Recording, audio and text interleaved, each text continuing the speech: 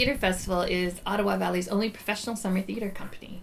We're located in beautiful Heritage Perth, just an hour from Ottawa and Kingston, and we welcome thousands of visitors every summer to our beautiful town and to our one-of-a-kind festival. The festival features the classic plays of Broadway and the London stage, really the plays from the 1920s to the 1960s, in a professional environment, and we bring in folks that are professional artists from all across Canada. We produce plays from an era where the stories are just fantastic. There's great characters. You learn a lot about yourself and about the world that you live in. But they're very accessible plays, so you don't leave the theater scratching your head saying, what was that I just saw? It's actually something that people can relate to. And when you actually look at the plays and the playwrights from that era, I think what you'll find is something that is almost timeless. It's very universal. They make you laugh, sometimes they make you cry a little bit, but they always make you leave the theater with a smile on your face. And this summer, we're featuring two plays that we have unearthed that were incredibly popular in the day. In 1966, the first play was produced called The Star-Spangled Girl, and it was written by Neil Simon, who of course is one of the premier playwrights on Broadway. And his comedic style is accessible to everyone, and the dialogue that he writes is what captures me. I love the characters that he creates and the way the characters speak. It's just amazingly funny, but amazingly heartfelt as well. Well, if you can imagine, currently in the United States, there's this major red state, blue state divide, and it's not a new phenomenon. There's always been that sense of polarization in the United States, and Neil Simon really picked up on this in the mid-60s. This is the era of the Civil Rights Movement, the anti-Vietnam War movement, the counterculture. And so Neil Simon asked himself, what would happen if a very conservative person got together with a very liberal person, and they were very much attracted to each other, but their politics didn't match. And so this is the story of these two radical magazine writers who live in this apartment in San Francisco, and their lives are very much interrupted when a conservative Southern belle moves in next door, who also happens to be an Olympic swimmer. She finished fifth in the 1964 Olympics, and she carries a major chip on her shoulder because there were only 5 participants in that swimming race.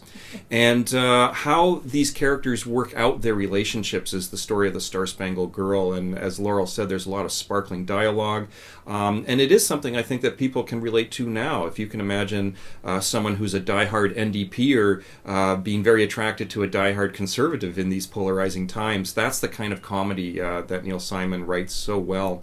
And a lot of people know Neil Simon because of The Odd Couple and The Sunshine Boys. And when you look at those plays, you often see there's a conflict between the two main characters who ultimately do really care about each other, but they oftentimes have trouble expressing that to each other.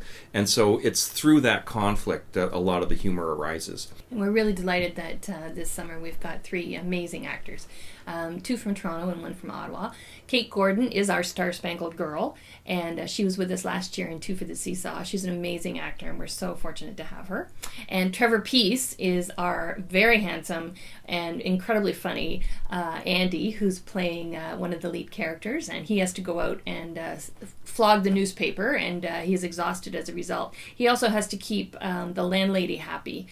In lieu of rent, he takes her out on various excursions, so he's a very tired young man. And finally, we have the incredible Richard Gélinas from Ottawa. He's well known to Ottawa theatre audiences, and he plays Norman, the bit of a nerd, but a delightful one, and he causes incredible mayhem between Andy and the Star-Spangled Girl. The second show that we're doing this summer is called The Marriage Go-Round, and The Marriage Go-Round is written by a guy named Leslie Stevens, who a lot of people remember as the playwright who also did a lot of early live TV. He also created the TV series The Outer Limits, a very stunning and very brilliant early television series. Mr. Stevens also went on to do It Takes a Thief, McCloud, Battlestar Galactica, so a lot of TV and film in the 60s and 70s and 80s. And The Marriage Go-Round is based on a question that a lot of people asked in the 1950s, which was, what would happen if Marilyn Monroe and Albert Einstein got together and produced a child? Would the child inherit the qualities, shall we say, of both parent?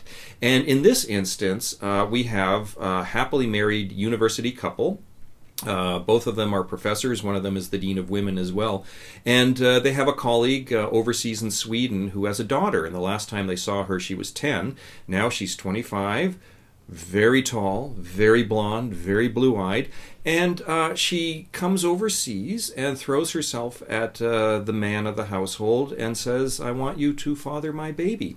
Now, this is a conundrum that not everyone faces every day, but nonetheless, this is the conundrum at the heart of this play. And how the marriage go-round works is how the relationship works its way through this difficulty, because it raises questions about fidelity. It raises questions about what the meaning of marriage actually is. And I think a lot of couples will be elbowing each other as they laugh through this. It's a very, very funny play. It originally ran for 2 years on Broadway when it first came out. Scott Clarkson is again visiting us. This is his 3rd season with us. Scott Clarkson is one of the most amazing actors, and he's going to be playing the lead in The Marriage Go-Round. His theater wife is Rachel Jones, and she was in Mary Mary last year, the titular role in Mary Mary, and huge favorite with audiences. She's a wonderful actor as well. And then 2 newcomers to the festival. Kevin Hare is playing a colleague of who has some feelings, I would say, for the lead female character and loves to flirt with her, and is also a friend.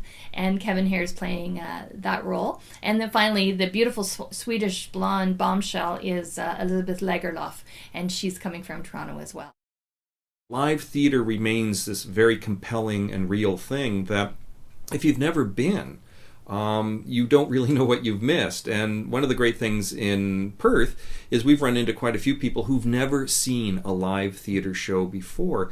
And when they come, they say, "I didn't realize how great it can be, how fun it can be." And it really, you see the development of a new generation of folks, whether they're in their teens or in their 60s, who've never seen theater before and who are now theater fans. So we'd really like to invite you to come to the Classic Theatre Festival this summer in Heritage Perth, and come see everything we have to offer, the amazing plays, the beautiful town, and mostly the rural friendliness. So we really welcome you and look forward to meeting you this summer in Heritage Perth.